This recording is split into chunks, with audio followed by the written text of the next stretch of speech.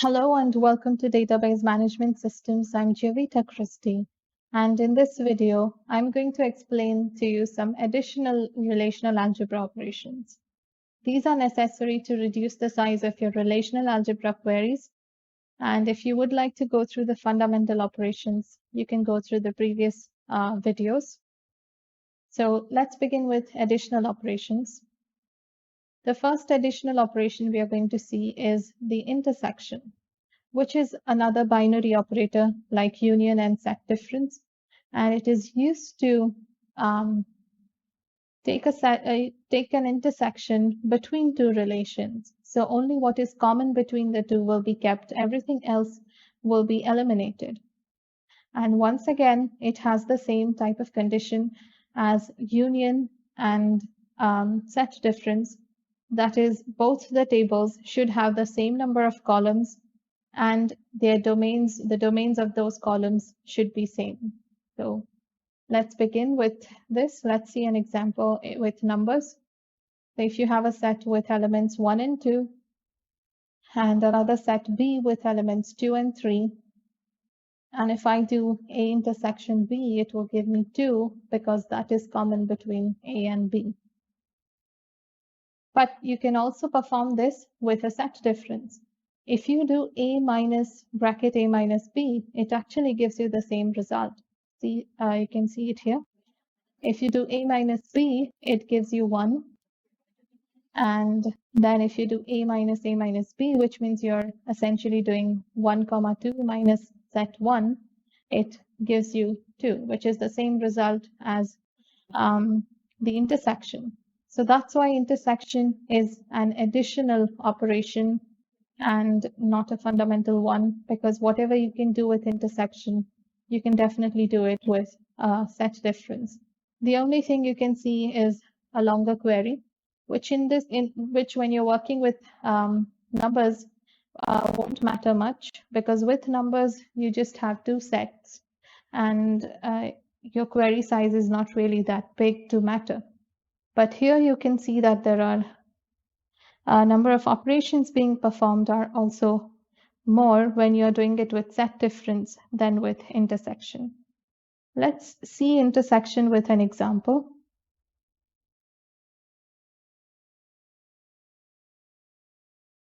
And for this, I'm going to use the course relation, which contains the IDs of different courses, their names, the semester in which they were taught, and the year in which they were taught.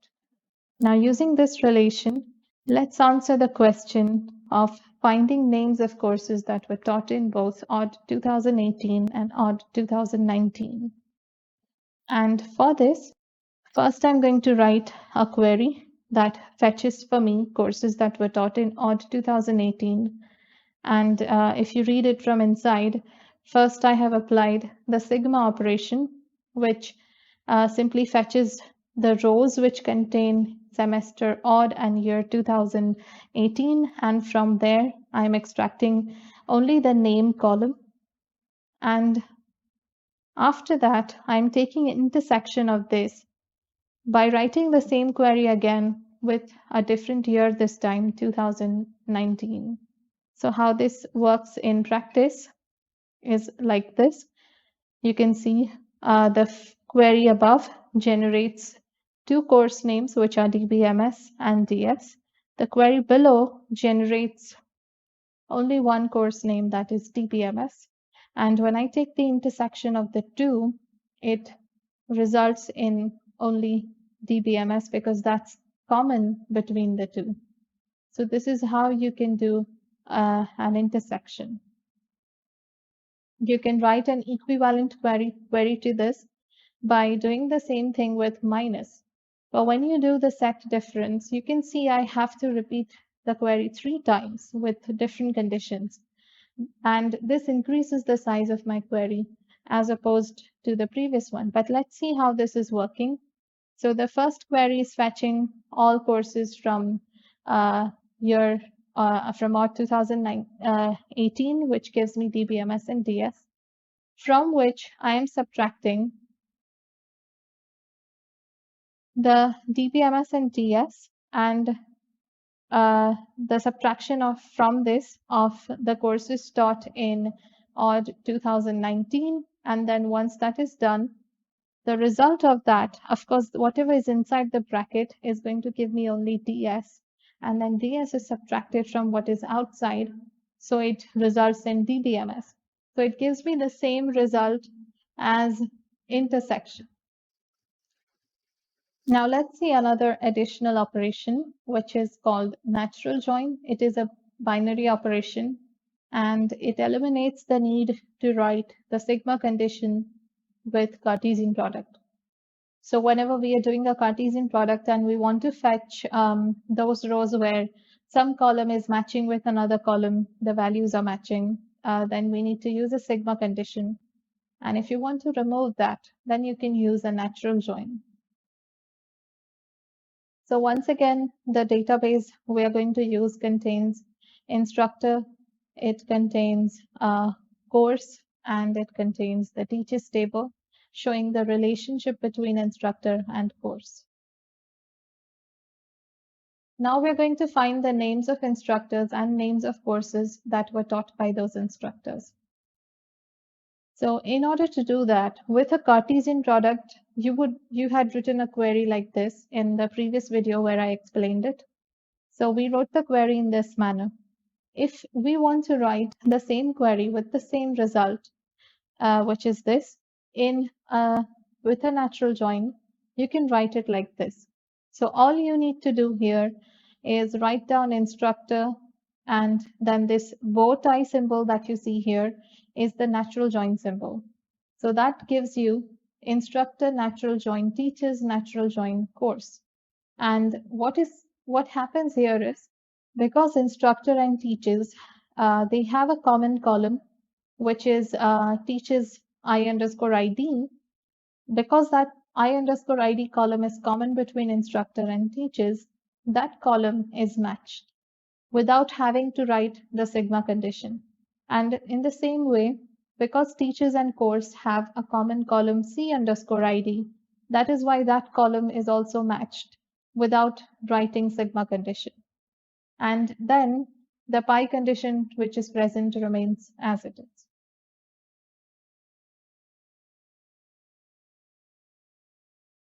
Now consider these two tables, instructor and teachers, just these two. Using these two tables, I'm going to show you some variations of natural join. So first of all, if you do instructor cross teachers, a Cartesian product, then you will get these 12 rows, because there are 4 rows in instructor and 3 in teachers. And then there are totally 6 columns. If you do a natural join between instructor and teachers, then all the rows that do not, where the ID of instructor does not match with ID in teachers, those rows will be removed. As you can see, those are marked red. So what remains is only these 3 rows, from which of course you can also eliminate one of the I underscore ID columns, since they are both having the same data. So once it is eliminated, this is what you have as a natural join without having to write the sigma condition. Now, the other operator that I'm going to talk about is the outer join operation. For that, I'm going to use these tables. This is a slight variation in natural join, and I'll show you how it can be useful. So I'm going to change the tables. The tables I'm using is one table contains subjects, and this shows you the ID of the course and the name of that subject and the department in which it is taught. And then the second one is the heads of those departments. So I have two departments, CS and PH, and Matthew and Thomas are the heads.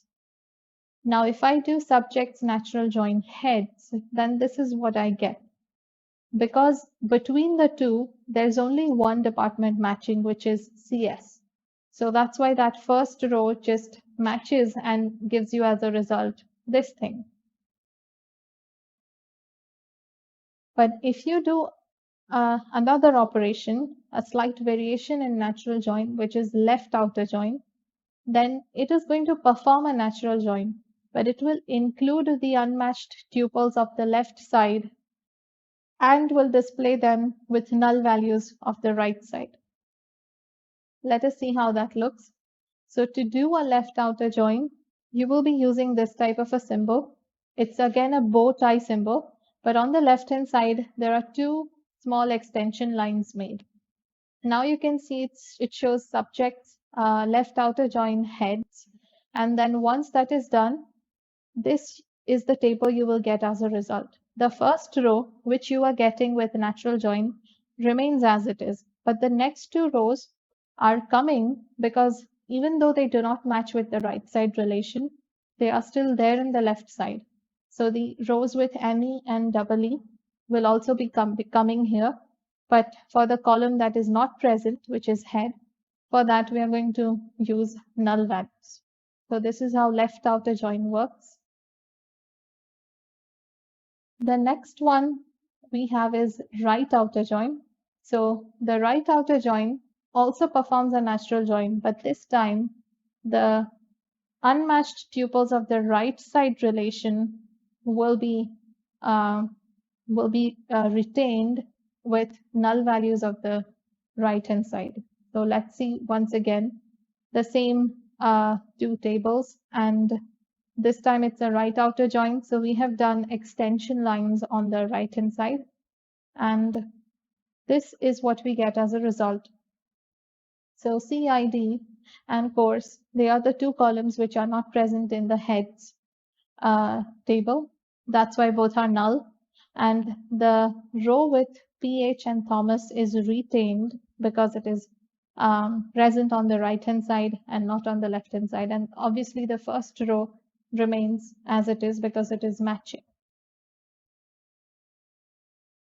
And the other type of outer join you can take is a full outer join, where unmatched tuples from both sides are kept with null values. So let us see how that works. You can use the symbol with a bow tie, the natural join symbol, with extension lines on both the sides. And the result of that is this table. The first row you are getting as a result of natural join itself, and this next two rows you are getting as a result of left outer join, because ME and EE do not match with any department in the heads table. The last row you are getting as a result of the right outer join, where PH is not matching with anything on the left hand side, and yet it is displayed with null values of CID and course.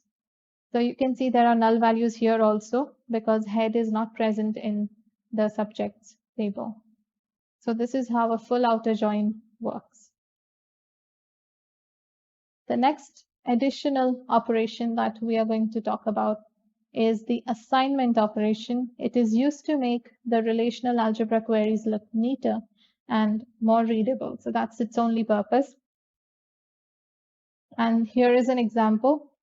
This is a simple query that fetches names of all instructors with department IT and salary greater than 50,000.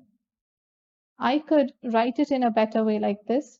I will use a variable a, and within it, I will store one part of my query, which is the sigma part. So this sigma part will only fetch the rows where department is IT and salary is 50,000, greater than 50,000.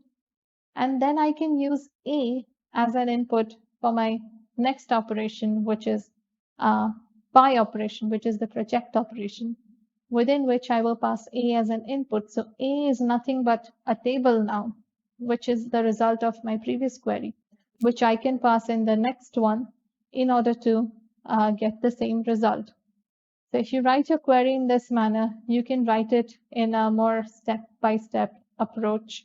And that is why relational algebra is known as a procedural language and not a declarative language like SQL, because you can show which operation to perform first and which one to perform next. And that's it for all the relational algebra operations. And I have completed all fundamental ones and additional ones. There are even more operations, but if you know just these few basic ones, then you can actually answer any type of query that comes your way. So that's it for this video. I'll see you in the next one. Thank you for watching.